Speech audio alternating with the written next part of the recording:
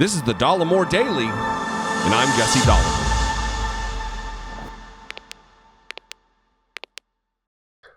One of the developments that I'm pleasantly surprised about related to the investigation going forward after the insurrection on January 6th is just that there is an actual investigation with some real teeth happening in the aftermath. Not only are there Capitol police officers who are being suspended, they are actually being uncovered that there were multiple of them involved, maybe giving aid and comfort to the insurrectionists. Further, it is now being revealed through court filings from defendants that even maybe the Secret Service was also giving aid and comfort. One of the insurrectionists who was part of this nine-person superseding indictment. Now, I have the benefit of having served for over a year on a federal grand jury here in Southern California, hearing cases and voting as a member of the grand jury on indictments. So some of this language is a little odd if you're not used to it or haven't heard it before, but a superseding indictment is, as part of a certain case, if there's been an indictment and then the investigation goes further and they uncover more details, there can be a superseding indictment. This, of these nine individuals, including the woman I'm going to talk about today, Jessica Watkins, is a part of this. 4 counts, including conspiracy and several others. So this is a continuing investigation by the United States government looking into what happened on January 6th. Who were the conspirators involved? Now, as part of the response to this, and in an attempt to get Jessica Watkins to not be confined pre-trial, her lawyer, Michelle Peterson is her name, she filed this brief in the court, this motion to have Miss Watkins on home confinement, house arrest. And in it, there are several unbelievable details. Oftentimes when you read from court filings, it can be dry. It is not in this case. I'm going to start by just maybe talking a little bit about who Jessica Watkins is. Jessica Watkins is a 38-year-old former Army Ranger, served in Afghanistan. She's also a trans woman. And part of the indictment, and we'll just say this up front, part of the indictment is that she believes that she should not be confined because she faces a greater threat because she is a trans woman. The judge will rule on that, but I will say this. Some would make an argument that, well, if you do the crime, you should be thinking about what kind of time you could be doing, and you should have thought of that before. I don't agree with that. I think everyone in custody, in the custody of the United States government, whether that be local, whether that be federal, should be safe, should be secure that they will be safe. They should not be at risk of harm because they're being incarcerated. So that should be taken into account by the judge, I believe. Secondly, let's get into this. Because she claims that the Secret Service was giving her VIP access. And we're going to read a little bit from her lawyer, Michelle Peterson's filing. Beginning in 2020, then President Trump told the public that the only way he could lose the presidential election was if the election was rigged. After President Trump lost the election, he and other government officials said that the presidency had been stolen from him by widespread election fraud. He held rallies designed to inflame his supporters. His supporters said he would invoke the Insurrection Act to use the military to ensure his continued presidency despite the election results, which they viewed as fraudulently reported in large measure because of the rhetoric of the president, his congressional supporters, and the right-wing media.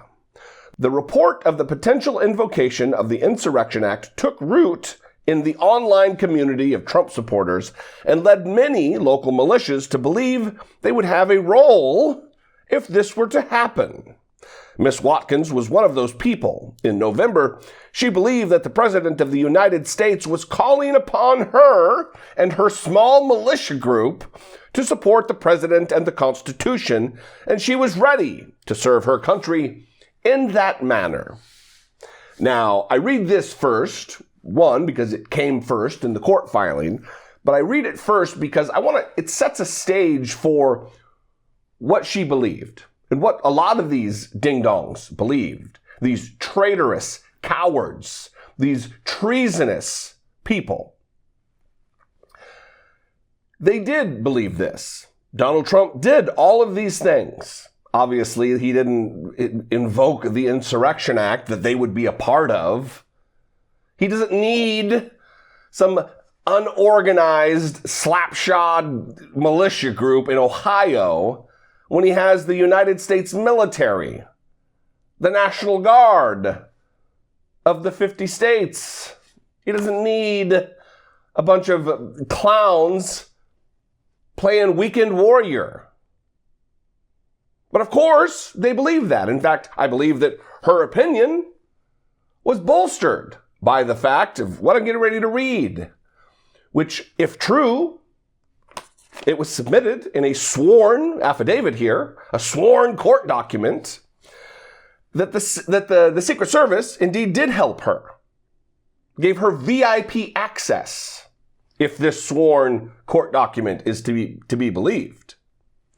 On January 5th and 6th, Miss Watkins was not present as an insurrectionist, but to provide security to the speakers at the rally, to provide escort for the legislators and others to march to the Capitol as directed by the then president, and to safely escort protesters away from the Capitol to their vehicles and cars at the conclusion of the protest.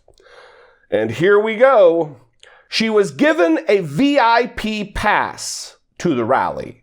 She met with Secret Service agents. She was within 50 feet of the stage during the rally to provide security for the speakers. At the time the Capitol was breached, she was still at the site of the initial rally where she had provided security. Now, she didn't stay there at the time of the breaking into the Capitol, the lawyer says. There is photographic evidence of her in the Capitol, in her tactical gear, taking part in the storming of the Capitol. Now, the Secret Service denies this. This is from a CNN article here. The United States Secret Service, in response to Watkins' claims in the Saturday filing, denied that private citizens were working with the Secret Service to provide security on January 6th. Quote, to carry out its prospective functions on January 6th, the United States Secret Service relied on the assistance of various government partners. Any assertion that the Secret Service employed private citizens to perform those functions is false, a Secret Service spokesperson said in a statement to CNN on Sunday. Now, listen to that wiggle room, those wiggle words. Any assertion that the Secret Service employed private citizens to perform those functions is false. No one is asserting that she was employed by the Secret Service. Now, I realize that word is a little nebulous. If you employ, it's like deploy. You employ someone. It doesn't mean maybe they're under your employ. But that's the reason that there's wiggle room there. Because the lawyer's not asserting that Jessica Watkins was paid by the Secret Service in any form, but that she was given a VIP pass and let in as a concerned citizen. So I think the Secret Service definitely has some answers to give, more fulsome answers than this to give. Because if Capitol Police officers are indeed being implicated, the Secret Service should also be looked into. Every level of government. It needs to go as deep as it needs to go to uncover who the conspirators are. Not just the idiots in tactical gear who are being indicted by the dozen, apparently. But absolutely, Miss Watkins should be taken care of in jail. every one of these people should be taken care of in jail. They should find no harm come to themselves. That is blind justice. No one who is being imprisoned by the government of the United States, held against their will by our government, should be in harm's way. Anyway, I would love to know what you think. These are wild, wild times, and time is only going to reveal more and more and more as we go forward. Again, I would love to know what you think. If you disagree, especially, I'd love to know. Call, leave me a voicemail, 714-576-4054. Of course, you can email me daily@dollemore.com. I appreciate all of the time you take to communicate, to get your voice and your opinion on the record. On Fridays, I am doing a live stream. I would appreciate you joining me there. There you can ask me direct questions and we can have a conversation via the live stream. It's been a good time these last 3 weeks.